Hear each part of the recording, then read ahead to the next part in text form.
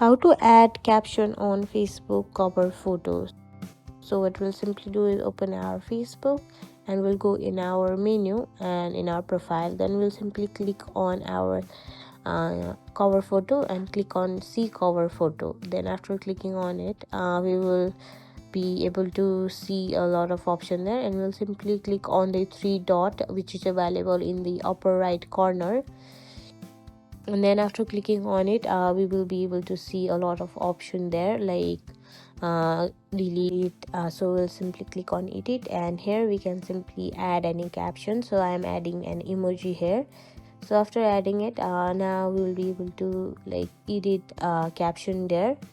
And after clicking on the see photo option, we'll be able to see the caption itself. So yeah, that is how to add caption on Facebook cover photo. And if you found this tutorial helpful, please give it a thumbs up and subscribe for more tech tips and tricks.